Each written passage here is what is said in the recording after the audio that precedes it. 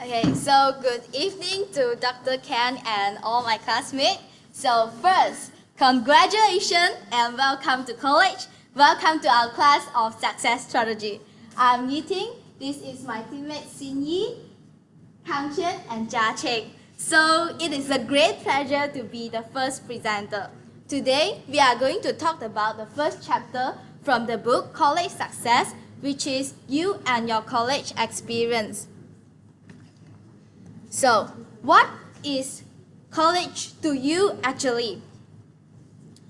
Is that a place of freedom or a place of having fun? A place that prepares you with education so that you can find a good career in the future, or a prison you are forced to be in? Actually, succeeding in college is like succeeding in life. Apart from those I have mentioned just now, college is actually more to be like a place for you to discover and develop yourself.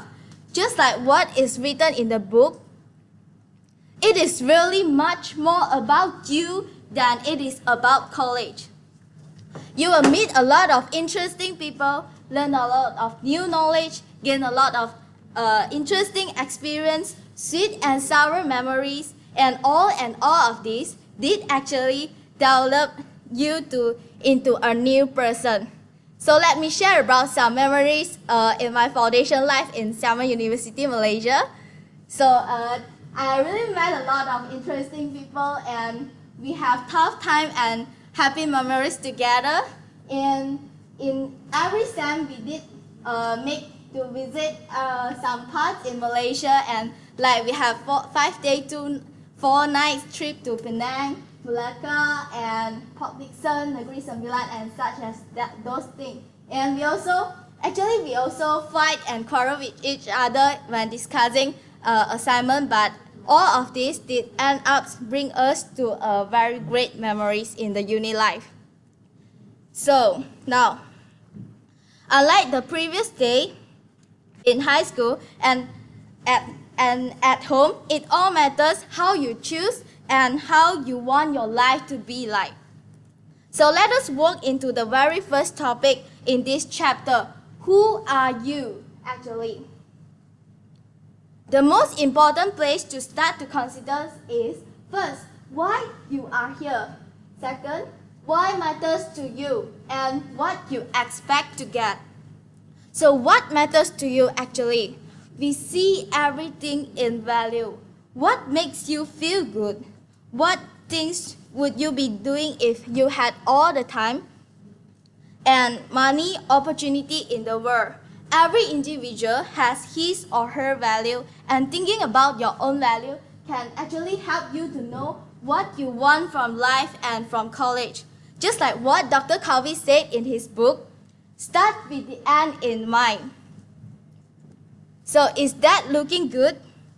Getting a good CGPA, having a good income, having a lot of friends, or participating in many activities? Think about it and look at these things you value in different ways. Think about how you need to manage your time effectively while in college, because many students feel that they don't have enough time for everything they like to do. So it is good that if you can start to aware and plan for your time to get a balance between things that bring you value. What I would like to say that people who think about their own value is more motivated to success in their college and life. Well, don't worry. Chapter 2 will teach you about how to stay motivated and manage your time well. So next, thinking ahead to a major and career. So for my opinion, people always think that they must choose a course that prepares them for the best career and best salary. But in my opinion, choose what you want the most and what you really enjoy studying for. Don't let the others make the decision for you, because it is all about your life, and all that really matters is that you are always ready to bear the responsibility and consequences for your choice. You may be weak now, but then you will discover it. So just be well prepared all the time and make the best for what you strive for. So now I'll pass the presentation to my teammates Kang Chen. Thank you, Yiting. Good afternoon, everyone. My name is Fong Kang Chen, and I'm the member of this team. And now I'm going to talk about your past education experience. Okay, first, how many of you are studying in college or high school before? Are you studying in high school or college? College, nice. And then, how many people are studying in high school? Are you willing to share us your story? Is it anybody here? Hey, don't cheat me lah. I know someone is studying before. Okay, never mind. Let us talk about the college first. May I know your name? Noah. Noah. Okay, would you like to share about your college experience to us? Okay, I wake up and I prepare for this presentation. Then I'm sorry. Okay. one more. Would you like to share some interesting story? Just an interesting short story is okay. I'm sorry to take your a little bit time. It's okay? Depend on you. I think just to help him lah. Okay. Thank you. Just to share a bit of myself. Like I come from Sabah, I never really speak Chinese. But one amazing thing is that there was one time when everyone spoke Chinese around me, and I was like, oh man, I was like, how to do this? I wish I'd been back in Sabah with my own people, and then I wish I can talk to more people. And it was a bit hard actually, because like everyone would seek to laugh, but I'll be the last one to laugh, so it was very awkward lah. And then I just thank God lah. There's one time when I was really depressed. Then like I was like, okay, because I believe in God, so I was like, God, like bless me with friends, God. Then amen from that. Then after that, what is amazing is that the day after, I managed to get to know all of my orientation friends. 10 of them, I get to know each one of them. And what is amazing as well, like in 2 weeks, I was able to know every single person in my classroom and the next classroom, and as well as the science FIS that time.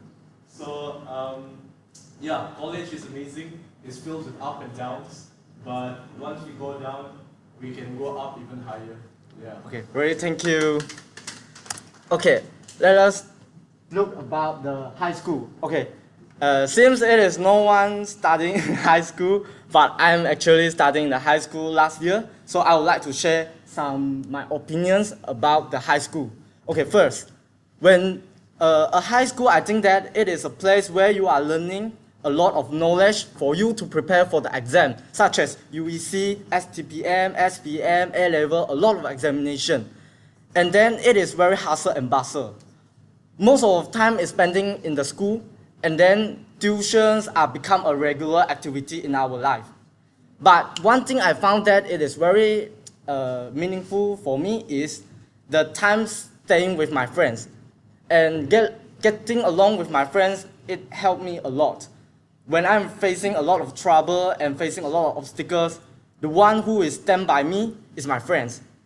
Instead of parents, of course, because of I spending most of my time in the high school. So although my parents is want to help me, but they are actually have no time to stand by my side. But my friends are always stay with me. So when I facing some trouble, I will going to ask them, and they will help me a lot. Another thing I found that is very interesting is the teacher. The teacher that taught me last year are very interesting, and one of the guys who taught me mathematics are a very, very interesting teacher. She's using a very interesting way to teach her instead of using the rigid way. And he loved to ask a lot of questions during her class, and some of us maybe will sleeping, but she will never say that you are a bad student. Instead of giving you a job and let you wake up and try to focus your point during her lesson. So I very appreciate that I have a mathematics teacher such like her. And the next one, yeah, the college, just like Nova say, Nova is it? Yeah, just like Nova say, and here are some opinions. First, I think that when we started to learn in the college, we need to be good in time management and self-control instead of wasting our time. And usually we are studying in large classes, and apparently there are more than 60% in the class. So it may be difficult for you to listen the lecturer, what is he going to teach us. And so we need to be proactive in learning. Here are some interesting comparisons between the high school and the college. First, I think it's very interesting because when you are sleeping late during you studying in the high school, actually your mom's or your dad is going to wake you up. But in the college, there is no one to wake you up. Instead of you are missing the class. And skipping class in the high school, you just given a warning letter.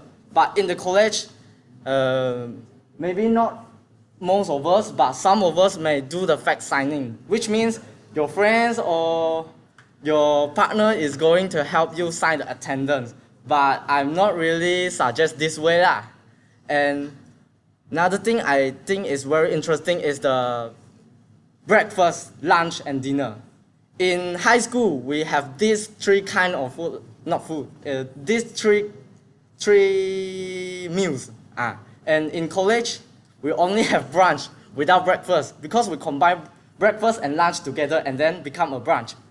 And dinner, of course, with supper because we become a college student, then we spend a lot of time with our friends and doing a lot of social interaction and social activity. So supper become a social activity in our daily life. And sleeping in the class, this one is okay. And handphones, this one is very trouble when studying in high school. High school is not allow you to using the handphone in class, but in college we are allowed to use handphone.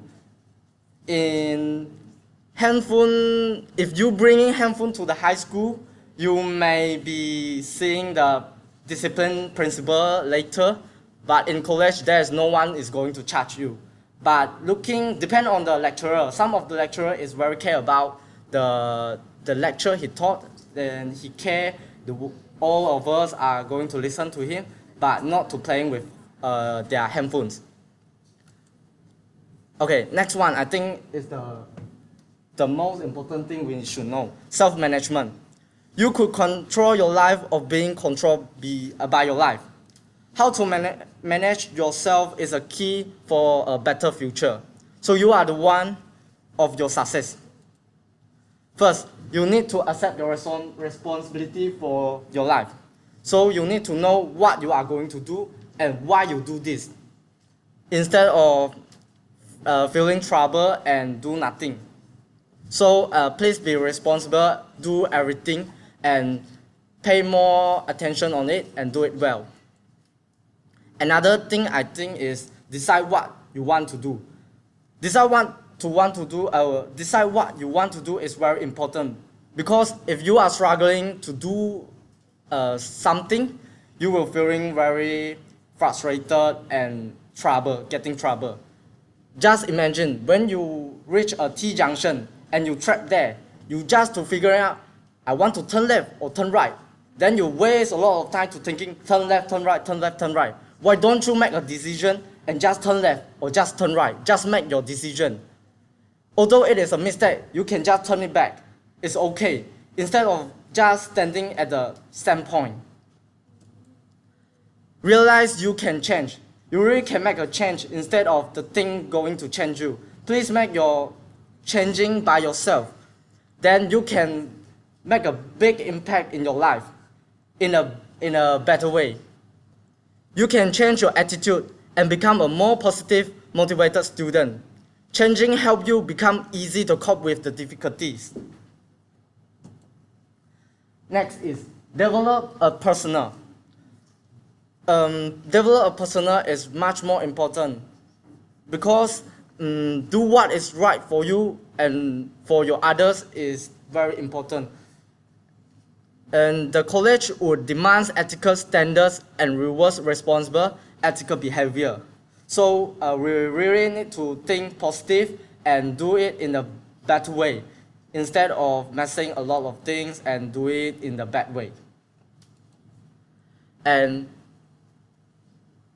enjoy your life in the college. Life is just have once, and so we cannot waste our life. Although it is a process of studying, we still need to enjoy our time. So please enjoy meeting with your friends, doing the assignment with your friends, and studying in the college. It is really a precious time for you. Okay, here are some very important key for you guys to take away, and maybe you can have a look. And if it seems not really much time, but if you're really interested about this, you can ask me, and then I'm going to share with you guys about these keys. Okay, before I'm going to pass to my partner, I'm going to share with you guys one lyrics of the Electives that I think is very, very interesting and very, very meaningful. Although Electives has passed away, but he's still living in my heart. One day you will leave the world behind, so live a life you will remember. Thank you.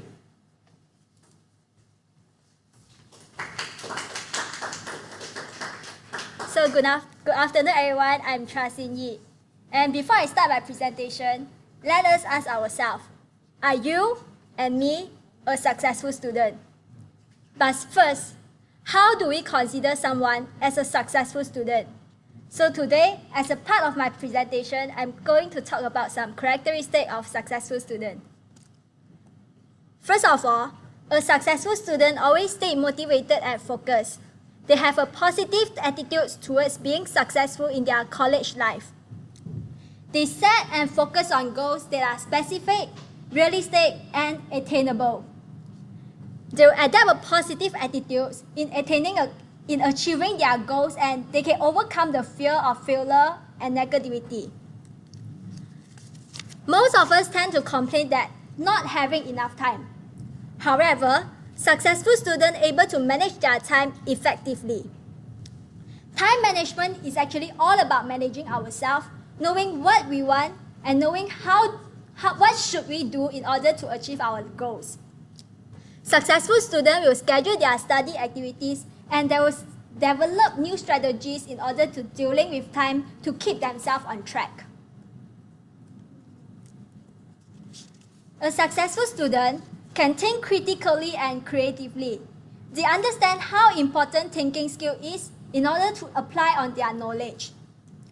As a critical thinker, successful students always come up with possible solutions, new ideas to solve some problems. They will also look for evidence to support their point of view. Note-taking is one of the important skills in order to keep us success in class. Successful students take notes that are understandable, organized, and they will review them frequently. They don't capture everything said by their lecturer, but they will take notes of their big ideas and the important notes. They keep their notes organized, and they will review back frequently. Moreover, successful students read to learn. They stay focused while reading, take notes while reading, and they know what exactly they are reading. They understand the purpose of reading is actually to increase their understanding for certain topic. So they will look for strategy to engage themselves in text-based materials. Testing is actually a process of measuring our progress. It is not a representation of how skilled, how talented, or how smart we are, but it's rather a measurement on how much we know about a topic at a specific time. Successful students take tests successfully since they take notes during classes and they will review back their notes frequently. Other than that, successful students interact well with their lecturer and their students.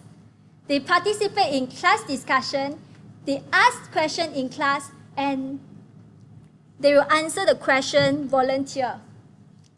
They prepare for classes and they make an active effort to stay focused in class, and they want to make most from the class lectures. Next, writing is one of the key skills that successful students must acquire. They have to know what their lecturer expects in student writing. They can identify common errors and feedbacks from their lecturers in order to improve their writing skill. They're able to express their understanding through writing. Maintaining a social relationship is also one of the important skills for successful students. They're able to balance their social work, their schoolwork, and their social life. They develop new friendship on campus. They make an effort to communicate with their lecturers, students, even they are from different cultural backgrounds. Other than that, successful students are able to maintain a healthy lifestyle. They follow a balanced diet, stay fit, avoid late night studies, and they're able to manage their stress levels. Lastly, successful students build a good financial habit. They set a financial goal in their college year, and they keep track on their expenditure, and so that they know how much they have spent and they can manage their budget well. So here is a review question. Successful students write down everything said by their lecturer while taking notes in class. Is it a true or a false? The answer is actually false. They don't capture everything, but they only take notes of the big ideas and the important points said by their lecturer. That's all for my part, and I will pass to another presenter. Hi guys, my name is Lau Jia Cheng, and I'm the first presentation in my life. So today I want to present a topic inside the first chapter, You and Your College. The topic is the learning circle. There are 4 steps to learning. Now I want to show you the difference between high school and college. In high school, teachers often take most of the responsibility to how students learn, encouraging learning with class discussion, repeating key material, creating study guides, and looking over students' shoulders to make sure no one falls behind. And in this situation, you think learning is so fun. But when you step into college, there are some things that change. In college, most of the responsibility for learning falls on the student and depend on the student. You are free to fail or succeed as your choice. This applies as well to how well you learn. And in this situation, you will think learning is so difficult and will feel so boring. Now, I will show the 4 steps. First one, preparing. Second, absorbing. Third, capturing. And the last one, reviewing. This 4 steps is a circle. You need to repeat and repeat them. When you can do this very well, you will get a good result in your examination. Now the first step, preparing. Now I want to give you an example. One student who are late forget to bring textbook and pen without ink versus one student who arrive early, remember to bring all the required things and complete stationery. What's the difference between them? Yes, the second student is prepare more than the first student. That's the preparing, just I'm saying. And the absorbing, this is the second step. In high school, the absorbing may be the only learning step taken by some students. They just listen and regurgitate it back on the test. But in college, you need to understand the topic, not just repeating facts or information. In coming chapter, you will get tips for improving in this step. And the third one, capturing. Capturing means you need to take notes because your memory is limited. So take notes is very important if you're in your college. The more effective your notes taking skill, the better your learning ability. You will learn better for taking good notes in the chapter later. And this is the expression when you are taking the notes. And the last step, reviewing. This step of reviewing is the next step for solidifying your learning and reaching a real understanding of the topic. After reviewing, you will prepare to new information and idea. That's why it's a learning circle. This step is also let you discover whether you really understand the material or not. Now it's our question time. About the learning circle, do you think we have missed some step? If they are, why? The answer is yes. We missed a very important step. The step is adjust your own time. Adjusting time is also a very important step in our learning circle. Even that doesn't include in our textbook. If you spend too much time learning, playing, even you do the preparation step will affect your learning. So we need to adjust our time effectively between playing and studying. Now the next topic, core course, elective, major, and credits. Every college has its own course requirements for different programs and degrees. This information is available in a print course catalog or online. In general, there are 3 types of course and 1 extra course. First, the core course. Core course sometimes called general education requirements. You may need to take 1 or more English classes and possibly math or foreign language requirements. And the second course, major course. Required courses in your major are determined by individual academic department.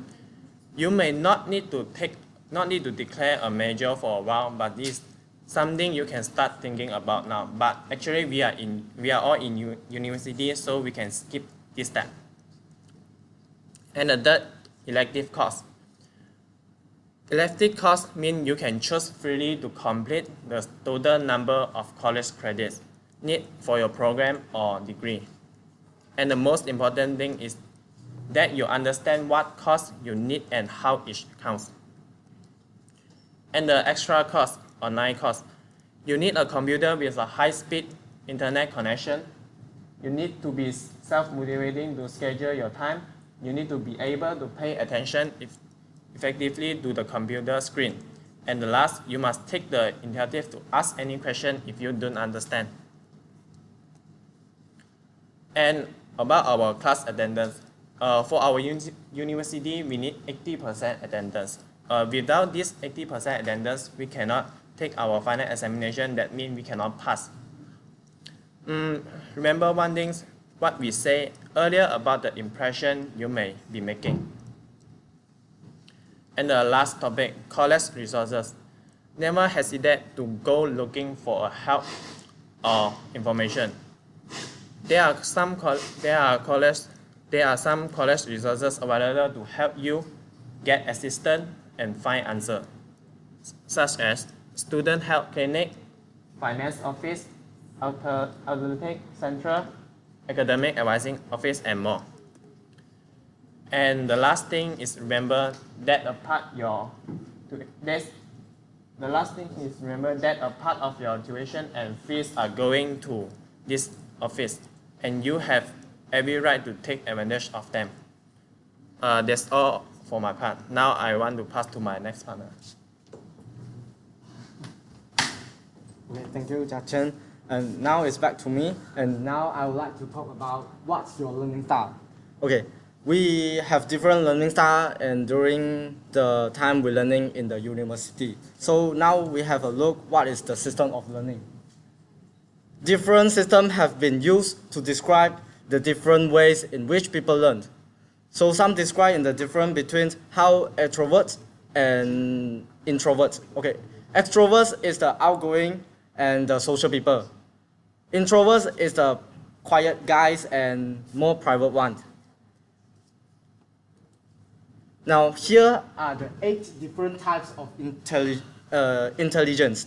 Okay, the first one is verbal, second logical, third visual, fourth kinesthetic, and the next is rhythmic, and interpersonal, intrapersonal, and the last naturalist. The verbal prefers words, and logical are more prefers the math and solving their problem using the logical way. Visual, I prefer the image and the vivid video. They're using their eyes to catching the message. And kinesthetic, I prefer the body movements and never end to doing something. Rhythmic is prefers to listen. They're using their ears to listen the music and the rhythmic. And interpersonal, they prefer to group work. They believe teamwork can help them a lot. Intrapersonal, prefer introspection and independence. Naturalist, they prefer the nature and the natural category. And here's are the other classification using the VARK approach. V stands for visual, A stands for oral, R is reading, and K is same like kinesthetic. And here are the website you can doing the test. And visual learners prefer image, just I have said before, and oral listener using the ear, reading using eyes, kinesthetic are learning through doing and practicing. Reading. Okay. And reading skills are very important for us during studying in university. So here are some tips for you guys to reading well. First step, you should underline and highlight the key important things in the paragraph instead of just let it blank and without your highlight in the mention. Because when you're going to highlight the words, when you do the revision, you will more clear what is the important key in this whole paragraph. Then you can learning very efficient. And then it is help you to catch the word quickly and more clearly. Take good notes in the class, as you may need to remember more from your written words than from the instructor's spoken words. Another is listening. Listening skills are also important during studying. So here are some tips for you to listening well. The first, sit where you can hear the lecturer can speak clearly, and please be attention using your ear and listen clearly what the lecturer is going to teach you. And of course, when you are doing your revision, please read it loud. Since you are using your ear to learn something and you are using your ear to receive the information and the message, so when you are going to do your revision, you read it loud, it will help you to easily memory it. Next is seeing. Okay, seeing is a little bit same like reading, but it is more preferred to looking the pictures and the videos. Okay, in here are some tips for seeing well. Seeing well, you can using a very interesting picture to remind you what to learn and remind you the important things. Maybe you can draw a shapes, and then inside the shape you can write the things you should do today, and it will catch your eyes and attract you more. Then you will get the information more quickly. Another is doing. Doing is like doing a lot of practice, like solving a lot of math. This kind is a way we call doing. And here are some tips for you to doing well. Try to engage all your sense when you are learning. And when you fail, it is difficult to concentrate. Please stand up and wake your brains up and doing something to wake your brains up, and then you can learning well. And you really need to use your hands to create a range of study aids. So rather than just taking notes and make charts, posters, so when you are taking notes, you should sketch the familiar shapes around the words and phrases to help you remember it. The act of writing, handwriting, more than typing at a keyboard. Because of you using the practical way. So when you're doing something, it will really help you to memorize the information and what you are going to learn. Studying with other students who may learn better by reading or listening. This is the teamwork. You can using this way to improve your study. And this one is feeling. Okay, feeling learners focus on the emotional side of information and learn through personal connections. And here are some tips for feeling well. And first, try to establish an emotional connection with the topic you are learning. And don't supplemental reading about the people involved in a subject you are studying. And here are some key you can take away. Okay, before I'm going to end my speech, and here is the last one I want to share with you, and also by the Harvey. And these are the days we won't regret. These are the days we won't forget. Thank you. Okay, so now I'm pretty sure that after you guys listening for us for such a long time, you will be a little bit tired. So I will just make my presentation in short and cute way. So let us talk about something very exciting and enthusiastic. What is about success and failure? So everyone defines success and failure differently. Then should we ask ourselves, what is success to you? Is that getting a CGPA of 4.0, earning a lot of money, or having a handsome boyfriend or a beautiful girlfriend, or being yourself? So then how about failure? There is no certain answer. Whether you are studying alone, eating alone every day, or getting a very low grade in your CGPA, there is no certain answer. And actually, when you ask people about their college experience few years later, grades are seldom being mentioned. So no one can judge that how good or how poor you are doing actually. Now ask yourself, what did you actually expect when you graduated from college? Is that getting a CGPA of 4.0 but nothing else? Or you want something from your college life like communication skills, leadership skills, and that's all? Yes, but grades did matter, but they are not the one that you could, only way people are judged, but along with your good qualities, attitudes, and experience.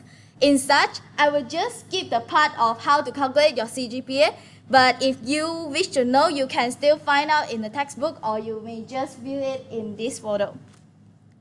So in my opinion, success is that you keep working on and keep improving yourself.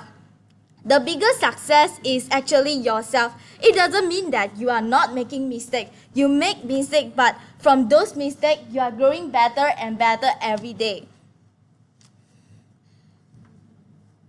So what you should know is, you must know what you want and where you are going. So what I would like to say and conclude in my presentation is, don't afraid to accept challenge and make sure that you make no regrets in your life and you take all the responsibility for your choice. Now I'll pass my presentation to Xin Yi. Okay, so here comes to our last part of presentation. I believe that after you guys listening to our presentation, some of you might ask, so what should I do now in order to be success? So for the last part, I'm going to tell you what you should do right now, today, to ensure your success.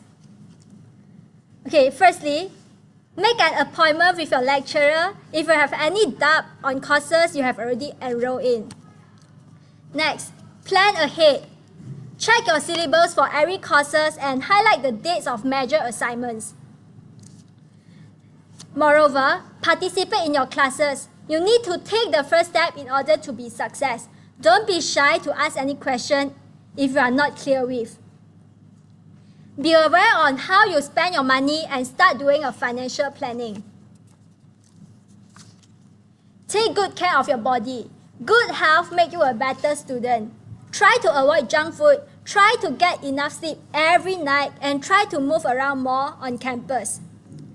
The last and the most important one, You have to like yourself. You have to believe in yourself that no matter how hard the journey will be, if you put in a lot of effort, you can do it. You can achieve your goal. Believe in yourself and remember that you are who you think. So it's never too late to start. The choice is yours and you decide how you want to live with your life. That's all for our presentation. Thank you for listening. Do you guys have any questions to ask before we end? So that's all. Thank you. Okay. I know, well, I thought I'd explained this ahead of time, but you really do need to try to squeeze your presentations a little bit. I think Team 1 did try to cover too much. Thus, some of it you kind of went through really fast because you realized you're going long perhaps, and so then you started going really fast, which means you can't do it as well because you're going too fast. Some of the parts there towards the end were some of the most important parts, I think. And so I actually would have, if I had had a chance to give you suggestions, it would be probably to cut out, for example, talking about high school probably could have been reduced to 1 minute. Compared to high school to college, not really important. Everybody have already experienced the difference, but to point out the differences, 1 minute probably. Interaction is nice, but in a limited time, probably not getting group participation just because you can't control that time. A few things like that. Just you all are very expressive, present very well. Be sure as a team to have each person should create at least one question with answer. Some of you did, some of you didn't. I just pointed that out so that everybody can try to learn. This is the first group. I'm going to be merciful to them, although they don't need a lot of mercy because they're great presenters. That's probably why they agreed to be number one, is they're all very confident presenters. They do a really good job of presenting. But do try to keep the time down. Otherwise, of course, it's unusual us trying to squeeze two groups into one, and being the very first time we present, then it's much more likely that somebody's going to overshoot their time.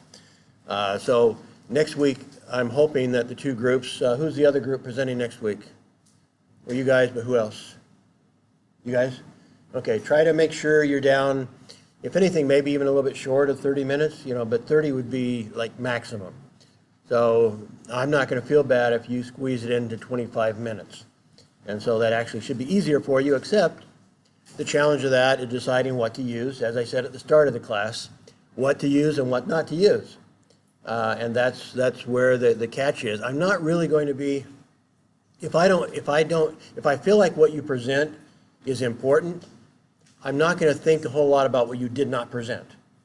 I'm not going to go through the chapter and say, okay, they didn't present this, I'm not going to take the time to do that. I mean, I'm familiar with the book, but I'm not going to nitpick your decision as long as what you do present is interesting. And so that's going back to what I said at the start of the class. Deciding what's interesting and presenting it in a way that's interesting is the key. And sometimes it is probably in the same way that I'm going to judge through my glasses, my perspective. In a sense, I'm depending on you to judge from your perspective what's interesting to people. You are all students. So you should have a pretty good idea of what other students are interested in, what would be valuable to them. And so I am saying it's your responsibility to decide what people are most interested in to cover from your chapter. I'm not going to decide that. I'm not going to critique you unless you end up doing a boring presentation. And then if you do a boring presentation, then I'll be critiquing you because you did a boring presentation. One way to make sure that you have an interesting presentation is to present what you feel is most important, that you feel a little bit of passion for it. That if you really feel like, gee, people need to think about this. I wish I had thought about this before I came to college, or whatever you feel like inside, this is really important, that's what you should present, because that's what you'll feel the most passionate about. So those are my suggestions, everybody. Everybody's going to be up here and have this opportunity. And it's most challenging for the first group. And the first group, as we saw, is usually a group that is very confident, and they have right to be there. They are very articulate. They did a very good job in expressing themselves and so forth. Went a little long and probably needed to narrow it up. Some of the things they went through too fast, and so nobody's going to remember them because they went through them too fast. So even though they're articulate and expressive, too fast. And so crunch it down, probably could have covered half that material and done a better job to make sure that when you're done, it means something to people, that you didn't go through too fast. And by the way, professors have that problem too. You probably noticed sometimes we try to cover too much. And so somebody who's fairly confident in their presentation and they're passionate about what they're presenting, sometimes cover too much. And they don't take the time. And I'm saying, I'm guilty. Okay, so it's not a problem just for students. It's a problem for all of us who do presentations and teach for a living and stuff like that. We don't always make good decisions on what we should emphasize and what we should not emphasize, how much time we should spend illustrating and explaining something. And it becomes a bigger problem the smarter we are, frankly, in the sense of the more we understand something, the less we remember what it was like to learn it the first time. And so maybe not so much in this class, but in my journalism classes. I've been doing journalism since before I was your age, and I'm now approaching 70. I've had a career of over 40 years. I've learned a lot of stuff. And so to me, a lot of the stuff that I should be teaching my students, I learned, more than, what would it be then? So it'd be more than 40 years ago. Yes, in some cases, 45 years ago, I was learning stuff that you're wanting, basically it was, at least 45 years ago, I was learning what my journalism students want to learn now. And so to me, it's hard for me to remember, let's see, how did I learn it? How can I teach it better? Because it's part of me now. And so 45 years have gone by of learning all this stuff. And so the more you know something, sometimes the worse professor you can be, I'm afraid. So in this class, we're all looking for success. And like I said, some of us fail at success, like how to work out and stay healthy. As I was telling those that were here when we started class. We have our fails, even now. So I try in this class not to cover too much. And it's a little bit easier not to cover too much because it's the nature of the class. We can all improve with the principles of success. Let me try to cover, second.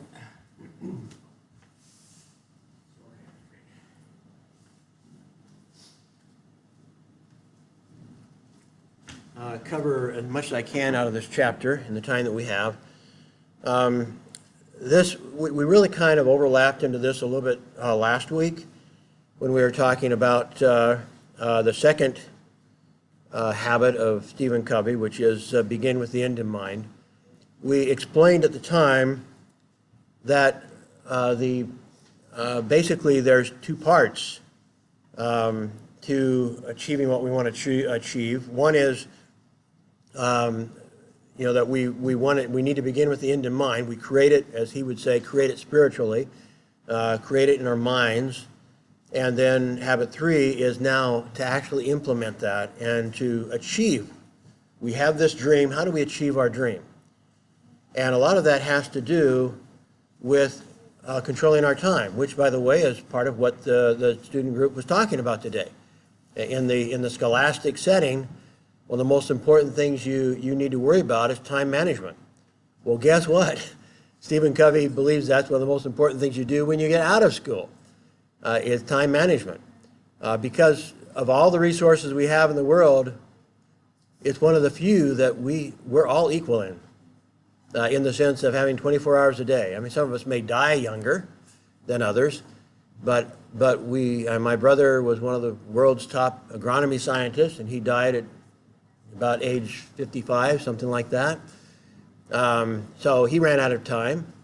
He was very healthy until he wasn't, basically. He was always an outdoorsman, went out bow hunting, killing deer and stuff with a bow, and walking through the woods, and always had a very healthy lifestyle, working in his research was, like I said, about agriculture, so he always was working out in the fields, and he lived a very healthy lifestyle, didn't smoke, drink, do drugs, didn't drink coffee even, nothing. He lived a very healthy lifestyle, but he came down with Lou Gehrig's disease, ALS, which is a nervous disorder, and died from that. So that can get anybody. So we don't know how much time we're going to have, and even our preventative steps, even if we live all of Stephen Covey's habits and we're taking good care of ourselves physically and mentally and spiritually and socially and so forth, we don't control when we go, and at least not totally. There's things we can do to help control it, but as my brother, he probably didn't live a more cautious or deliberate and self-controlled lifestyle. I don't think anybody lived more in a way that would have suggested he would have lived a long time. Our grandparents all lived into their 80s before they died from heart problems. My mother just died at age 90. And so none of us ever nobody in the family ever died of cancer. I've gone back in genealogy. I don't know if anybody in the family ever died of cancer. So it's all basically you live until your heart goes out in our family, except for my brother, who caught something that who knows why he caught it. Anyway, so time is a thing that we should not waste. We don't know how much we have, but we do have the same. We're equal in the sense we have 24 hours a day. And how we spend our time, whether we're smart about it or whether we waste it, is a decision that we need to make ourselves. There are principles that Dr. Covey teaches that are instrumental in helping us make those choices. Goff said, things which matter most should never be at the mercy of things which matter least. And that is one of the keys to it. In the video that most of you were watching at the start of class, the whole point of what his demonstration is that the big rocks represented the important things in life. And all the small green rocks were all the things that weren't really important. People may have told us they were important, but in the end of it all, they were not that important. They were make-dos. They were paperwork. They were needless emails. They were forms. They were things that were not destined to change the world. But the big things were hard to get in there. And so what he was trying to demonstrate was you put the big things in first, you make a priority of the most important things in your life, and you can fit most of the little things in there.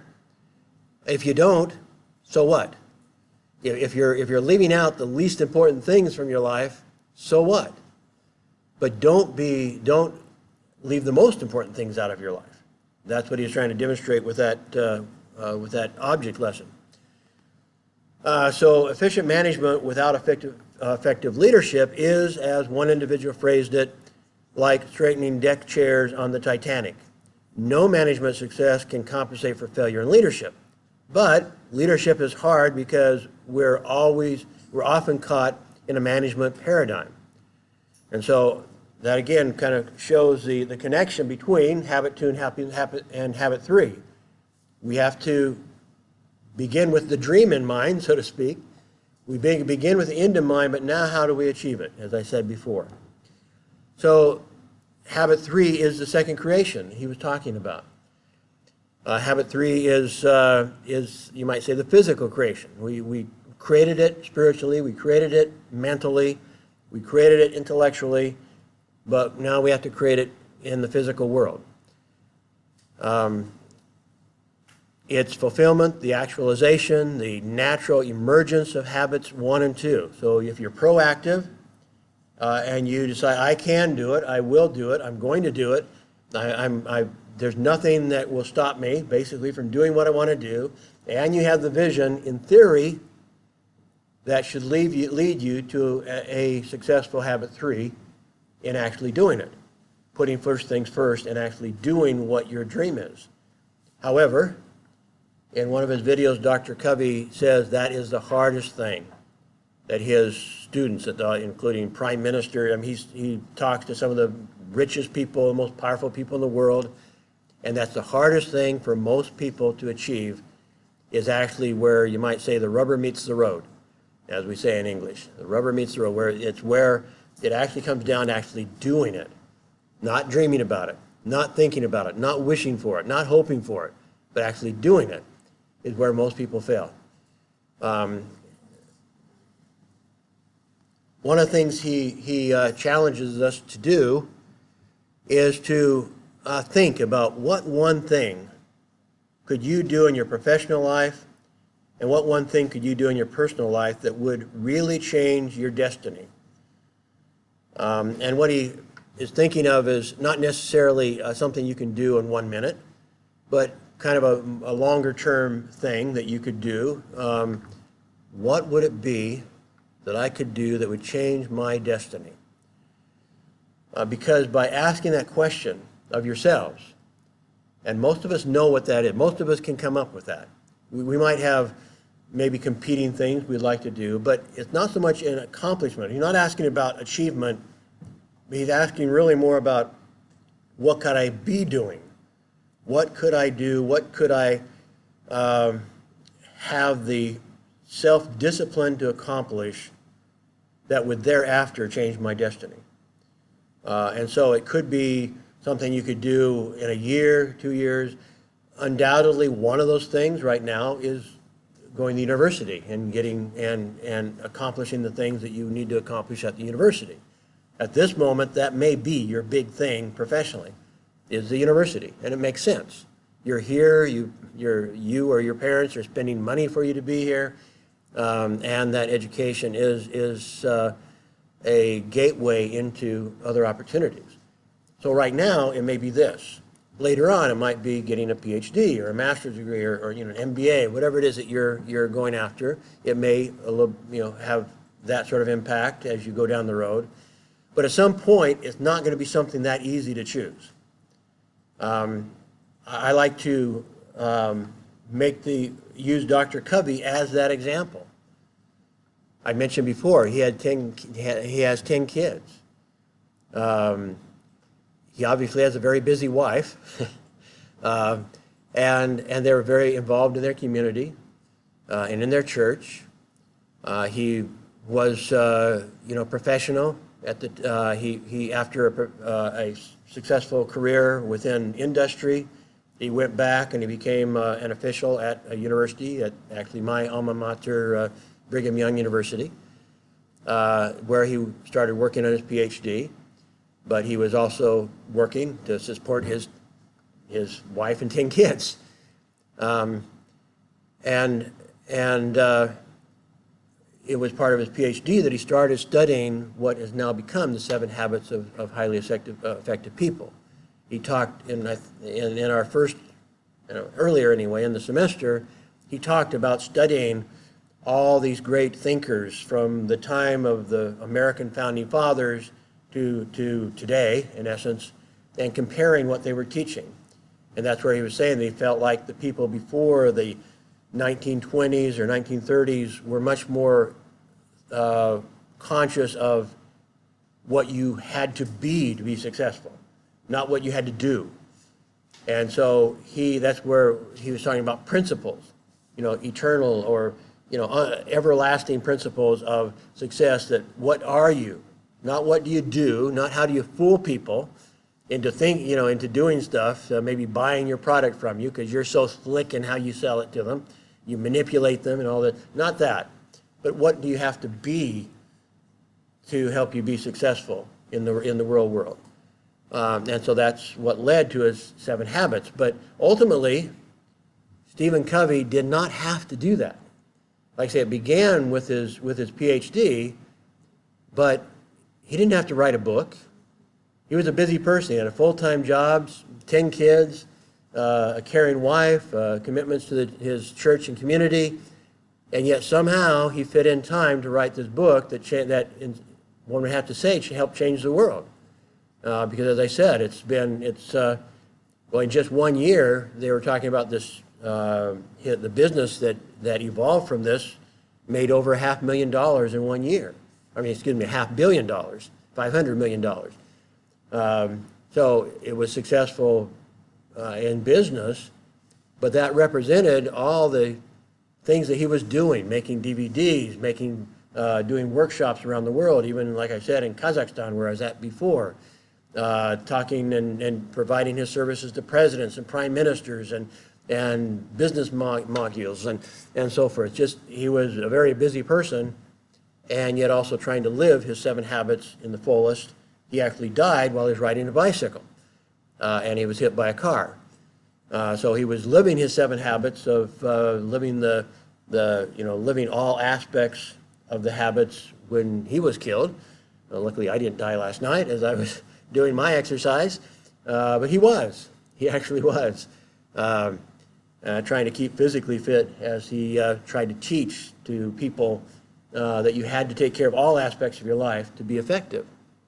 I'm not going to take time at this moment to watch any of these other videos, but they're fairly short. This is 6-minute videos about how do you set your own priorities.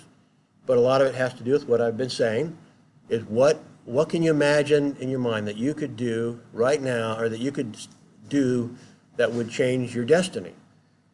In his time management matrix, he takes a look at things that are urgent and things that are important. Some of you have maybe seen this before, but the quadrant 1 are things that are both urgent and important. Look at what's above and at the side, urgent and important.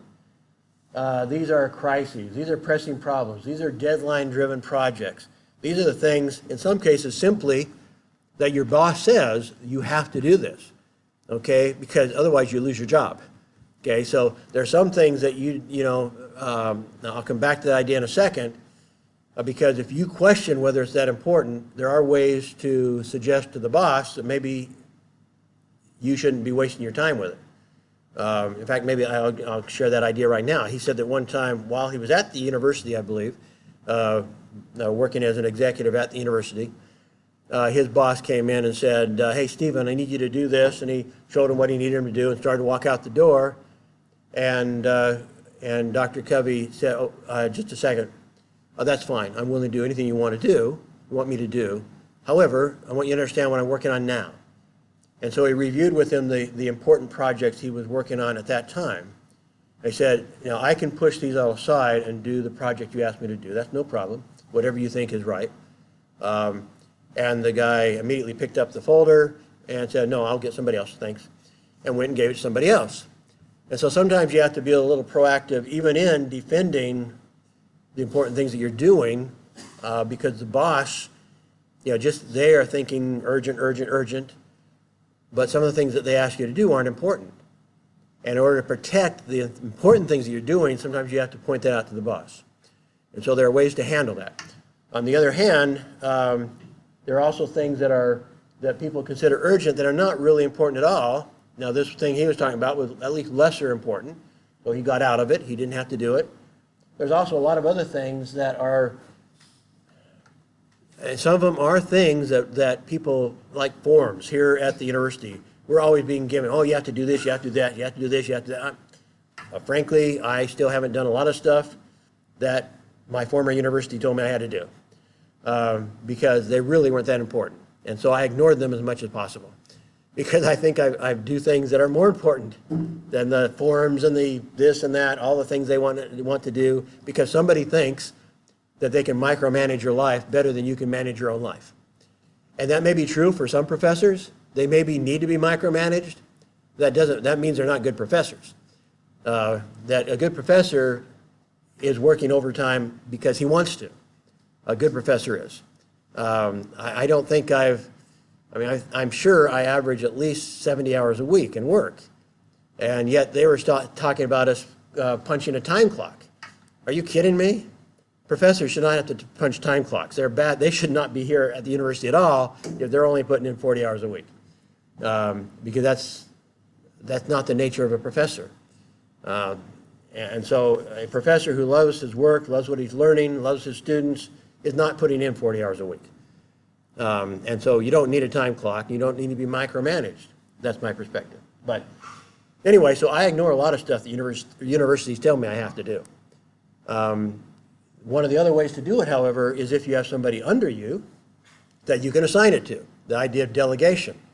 That there may be some things that maybe, even though you don't think they're important, nonetheless, a boss says they're important, that you can delegate to somebody else if you have somebody else to delegate to.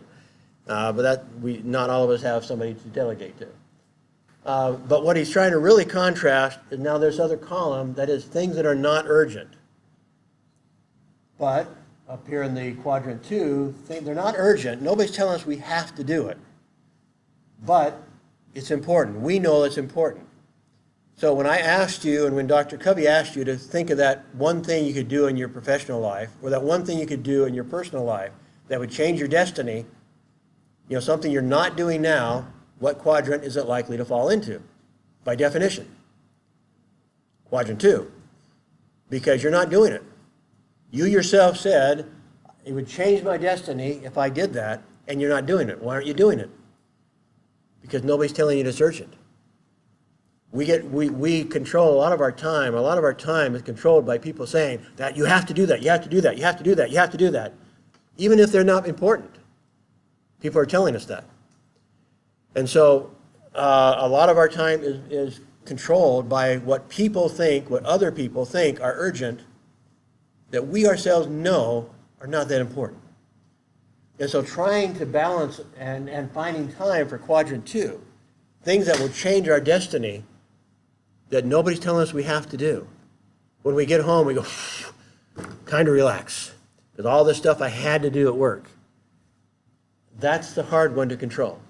And that's the one that decides whether you're going to be really successful in life. What do you do when you don't have to do it?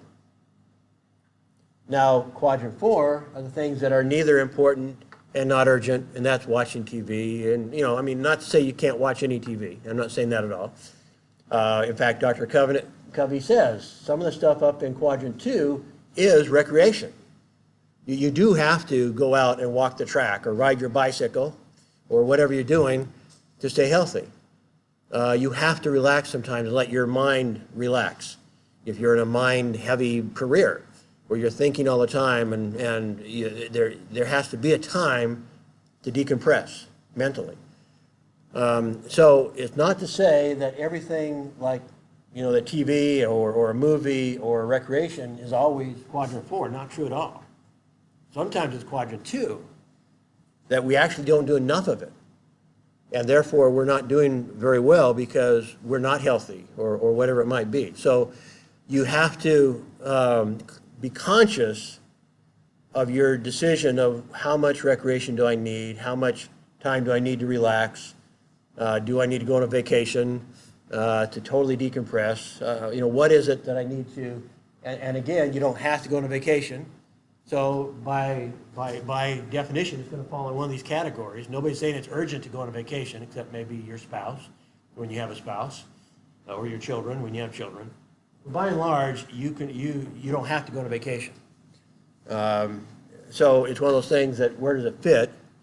Well, if you're vacationing, you know, 10 weeks a year, then it might be some of it's falling down here. But if you're never vacationing, you should be. You know, there's time to relax. So it's not a cut and dry. You have to decide what fits where.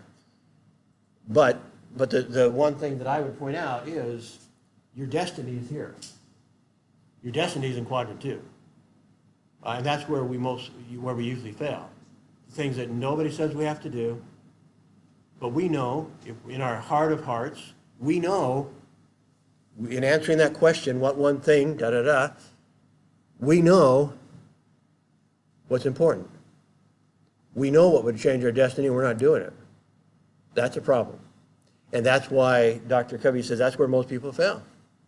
They fail in their time management of finding enough time for quadrant 2. And so think about that a lot.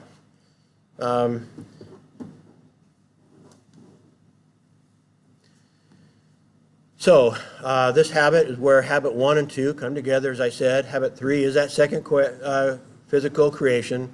This is a habit of discipline and management of your life as per the direction you have chosen. So you're the one that chose what's the end in mind. You're the one that decides what is your dream. Once you choose your dream, now you have to decide, how do I get there? And getting there usually involves quadrant 2. Because very frequently, unless you're rich, you have to be working, you have to do this, you have to do that. You have a number of things you do really have to do that are urgent and important. And so where do you fit in quadrant 2? The thing that nobody says you have to do, but it controls your destiny. To do something extraordinary. Almost by definition, once you say extraordinary, that means almost by definition, it's not what anybody said you had to do. Because somehow you're putting in more effort. Somehow you're working harder. Somehow you're being more innovative. Whatever it is, you're spending some time thinking, doing, whatever it might be, but you need to spend some extra time with that second creation, and that second creation, the pivotal part of that is quadrant 2. So this habit differentiates between urgent and important. And a lot of us, when we first look at that matrix, or at that in those 4 quadrants, we think, well, urgent is important, isn't it? Isn't that the first thing that you think about? Urgent and important? Isn't that the same thing? What are you saying? Urgent and important. Urgent and important. It's the same thing. And it takes a second to realize, no, it's not the same thing. Urgent is what somebody else is telling us is important. And it's not necessarily important at all. But somebody told us, or somebody's imposing on us their values, their priorities, and a lot of times it's not at all important. So one of the keys to this is actually convincing ourselves. And in a sense, moving what's in quadrant 2 to quadrant 1. One way of doing that, for example, is to announce to people what we're going to do. And maybe even get other people involved in what we're going to do. For example, if I were going to write, if I had one particular book I wanted to write, and so I announced, okay, I'm going to, in the next year, I'm going to finish this book, and then that's just one thing. I might find other things to do and not complete it. So I announce it, though, but now I go ahead and maybe I ask a couple of my colleagues, would you mind being kind of, not really my editor, but would you mind reading the chapters I create and giving me your feedback as to whether you think I'm not just expressing it well, but I'm including the most important ideas. And so you basically are recruiting people. They said, I will send you a chapter every month. My plan is to do 1 chapter a month. I know I can do that. And so you commit to doing something very specific.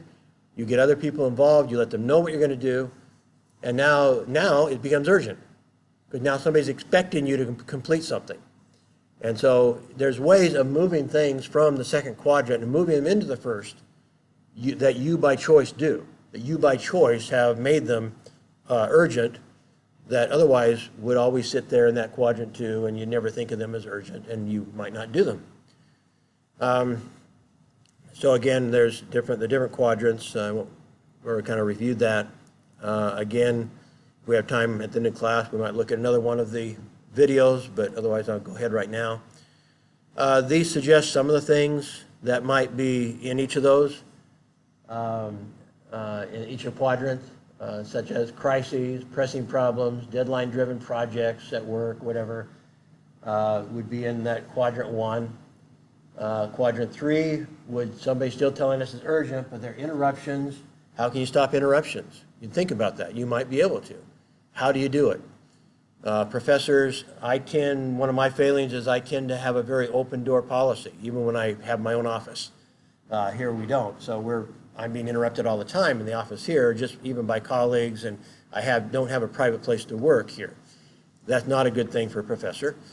But even when I did have my own, in fact, every place I've ever been, I've had my own office until here.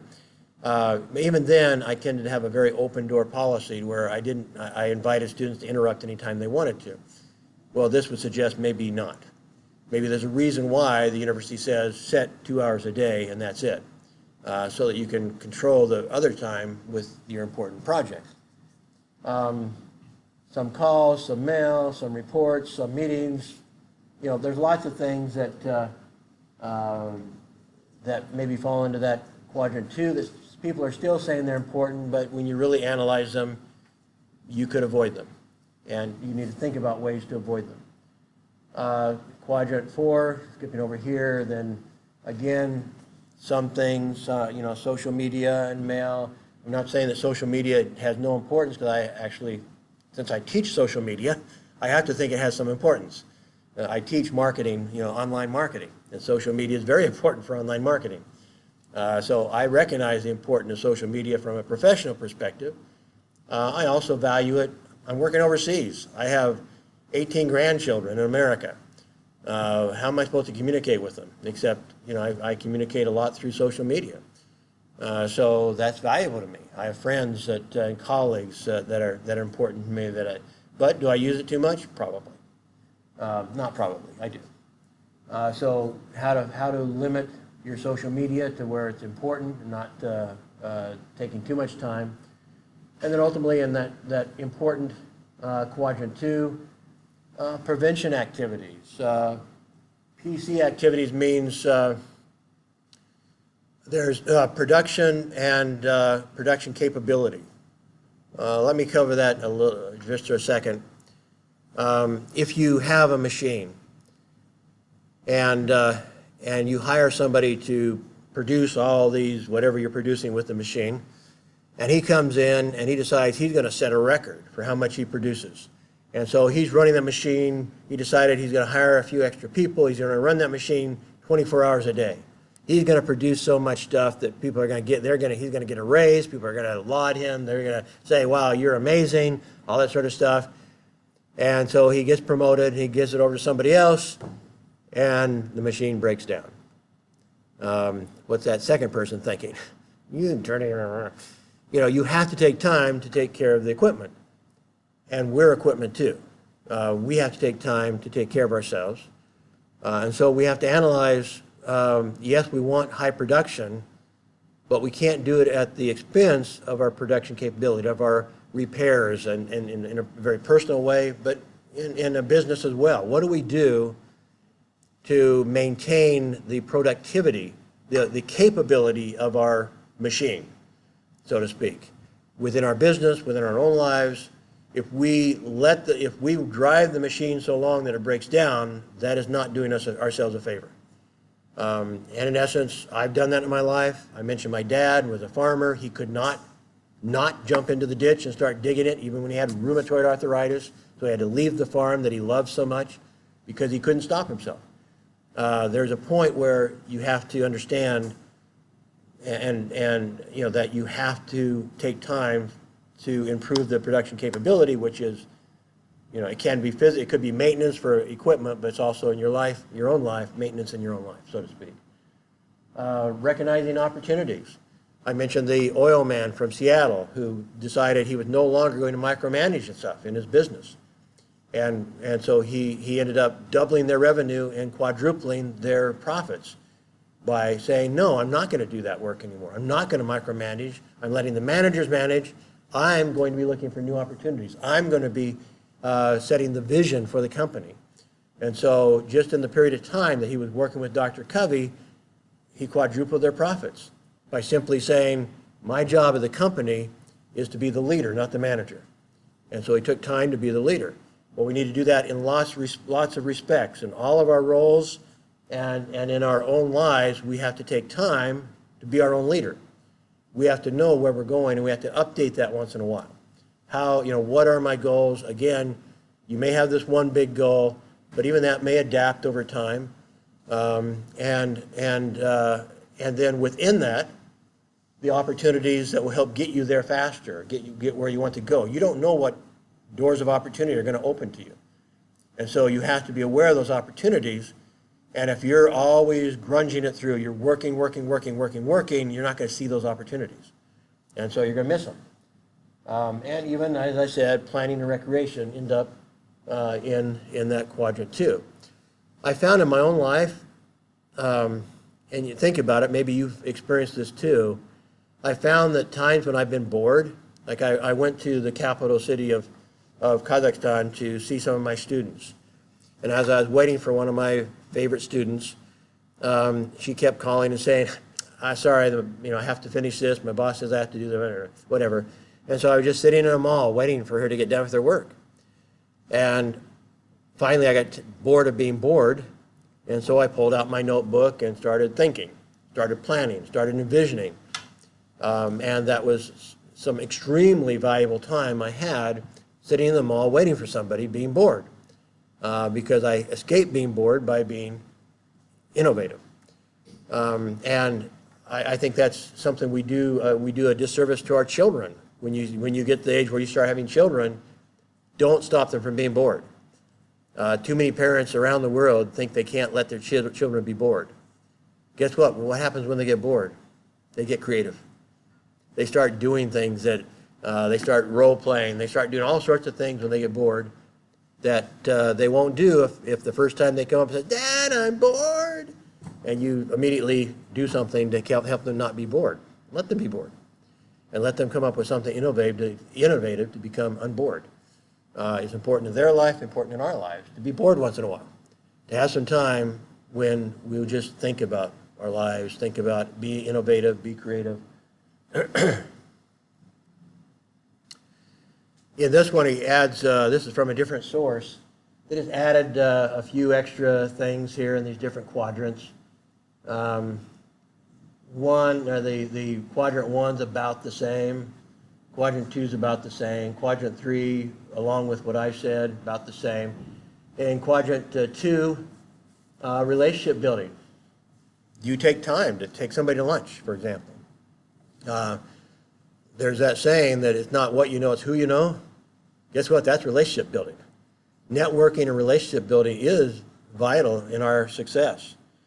Not just because we're kissing up to somebody and trying to take advantage of them, but because relationships make you more powerful. How even Dr. Covey says that this is just the starting point. These are the first 3 habits. The next 3 habits are what? They're all interpersonal. He says the greatest success in life is interpersonal relations. Is achieved through interpersonal interaction. And so this is just a starting point. Now, to be really successful, you need to you look at your interpersonal relationships. How do you synergize with other people? And so, yeah, taking somebody to lunch can be a very important thing. My brother, I've mentioned him because he's very successful in business. He spends a lot of his time in the golf course with people he's interacting with, people that are important to his business. I mean, they become friends as well, but he spends a lot of time on the golf course, and he says he actually makes more money on the golf course than he does in the office. And so that's taking care of relationship building, which has helped him become rich. Personal development, I'd say that's something I do quite well, and that I keep learning new programs, new strategies. I'm always looking at new things that would enhance capability within my career, within my professional career, or whatever my, either again within the communications industry or as a professor. What new tools are there that I can learn? And so nobody said I had to learn how to create websites. Websites didn't exist when I was your age. So that wasn't part of my major because they didn't exist. So I had to learn how to do websites. Online video did not exist. I had to learn how to do online video. So forth. Online education did not exist. I had to learn how to do online education. The tools of our publishing business did not exist. Desktop publishing is something I teach in my editing class, how to create a page, a newspaper page or a magazine page using software. And then with a button, it heads to the press. Well, we used to do that by hand. We have to, a huge difference now that we know how to do that. Well, I've been, I Nobody else in our department knows how to do desktop publishing except me, because I took the time to learn it. In my professional, in my marketing, I learned how to handle databases. Databases are one of the most important things we now have in marketing is databases. How do you personalize and individualize your communication with people? And I started learning that 20 years ago. So that's one thing I do well, is try to keep developing my understanding of what effective tools there are and so forth to do my job better. Employee training. If you're the boss, that's one of those things that some bosses won't do. They don't look after the PC, the production capability of their employees, and they'd be smarter doing that. I mentioned the hotel magnate from San Francisco, and one of the things he does is sit down with his employees. What can I do to help you succeed in your life? And so he sets goals to help them. Not everything they want to accomplish has to do with the hotel, but he helps them anyway because he knows a happy employee is going to be better at making their clients happy. And so his first goal is to make his employees happy with the secondary goal of making his clients happy. And they are rated very high in that category. Anyway, so forth. So the key is not to prioritize what's on your schedule, but to schedule your priorities. So it's kind of with the demonstration of the rocks again, the big rocks before the small rocks. So let's think about that again. I'll read it again. The key is not to prioritize what's on your schedule, because not everything's on your schedule, right? That's the problem. Not everything is on your schedule that needs to be on your schedule. Quadrant 2 is not on your schedule. The items in quadrant 2 didn't make your schedule, probably. And so it's not prioritizing what's on your schedule, it's scheduling your priorities. And that again goes back to priority 2, or quadrant 2. What are you leaving off your schedule that you need to get on there?